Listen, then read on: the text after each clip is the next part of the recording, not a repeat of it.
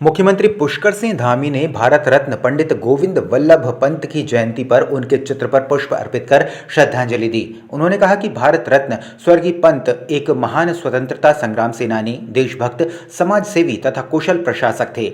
उन्होंने कहा कि स्वर्गीय पंत ने देश को नई दिशा देने के साथ ही कुली बेगार प्रथा तथा जमींदारी उन्मूलन के लिए निर्णायक संघर्ष कर समाज में व्याप्त बुराइयों को दूर करने में अहम भूमिका निभाई। उनका संघर्षशील एवं प्रेरणादायी नेतृत्व देशवासियों के लिए सदा प्रेरणा का स्रोत रहेगा। पहाड़ों में 2 दिनों की बारिश बर्फबारी के बाद आज मौसम खुशनुमा हो चला है। खिली धूप के बीच बद्रीपुरी में एक बार फिर चहल पहल बढ़ गई है। बद्रीनाथ धाम के आसपास के श्वेत धवल चोटियों पर चमकती सफेद बर्फ श्रद्धालुओं के आकर्षण का केंद्र बनी हुई है। वहीं इस बीच अधजन मंडल के बैनर तले अहमदाबाद के 3 दर्जन दिव्यांग जय बद्री विशाल के उद्घोष के साथ मत्था टेकने पहुंचे बद्रीनाथ धाम। दिव्यांगों के कल्याण हेतु कार्य कर रही अहमदाबाद गुजरात की संस्था अधजन मंडल के बैनर तले 50 से अधिक दिव्यांग जनों तथा संस्था स्वयं सेवकों पदाधिकारियों ने भगवान बद्रीनाथ विशाल के दर पर मत्था टेका। हरिद्वार नगर कोतवाली क्षेत्र में युवक की हत्या के मामले में पुलिस ने एक आरोपी को गिरफ्तार कर लिया है, जबकि 2 आरोपी अभी पुलिस की गिरफ्त से बाहर हैं, जिन्हें पुलिस जल्द गिरफ्तार करने की बात कर रही है। मामला हर की पौड़ी क्षेत्र के पास बने हाथी पुल का है, जहां सुबह 20 साल के करण उर्फ कन्नू नाम के युवक के सर में गोली मारकर उसकी हत्या कर दी गई थी। मृतक उस समय होटल में सो रहा था। घटना की सूचना मिलते ही मौके पर पुलिस पहुंची और छानबीन शुरू की और शव को पोस्टमार्टम के लिए अस्पताल भेजा। मैं पहले एक धर्मवीर था, उसको 22 साल का, उसको पहले पकड़ लिया था, जेल में है। और एक साहिद खान है, ये बुचड़ गली का, ये भी 22 साल का है, इसको भी पकड़ लिया है। और इसका साथ था चोरी करने में, इसका साथ ये बता रहा कि मैंने दोनों लोग साथ में थे। और इसमें एक लवाली वाली चोरी है और एक पेट्रोल पंप पाबो की है और एक चौपड़ियों की और एक श्रीनगर रोड की है, चौकम्बा की। तो ये इसमें इसका हाथ होना पाया गया है और इसका रिमांड लेकर के इसको जो है रिमांड से हुए तक ये जेल चला।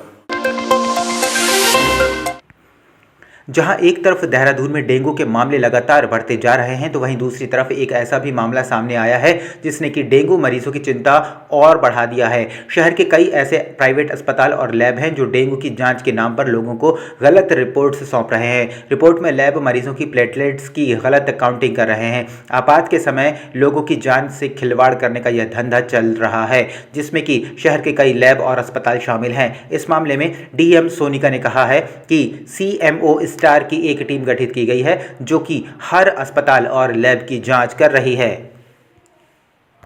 हमारे यहाँ पे सीएमओ स्तर पे एक हमारी टीम गठित की गई है जो कि रैंडमली सभी जगह जा रही है और चेक कर रही है और कहीं भी अगर अनियमितता पाई जा रही है तो कार्रवाई होगी।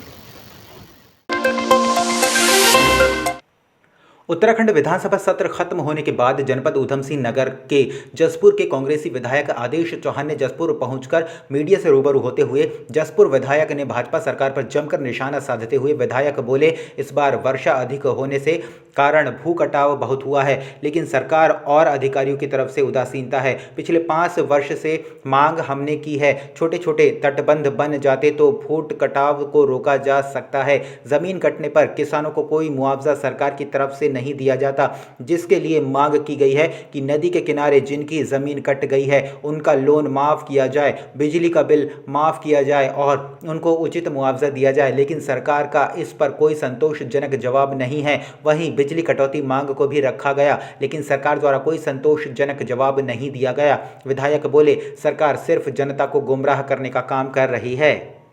उदासीनता है, अधिकारियों की तरफ से उदासीनता है। हमारा कहना है कि भाई बारिश अधिक हुई हम नहीं रोक सकते, लेकिन ये व्यवस्था बन सकती थी। पूरे पिछले 5 वर्ष में यही मांग करता रहा है कि तटबंध छोटे छोटे बनने चाहिए, पिचिंग लगनी चाहिए जिससे कि लोगों की भूमि ना कटे।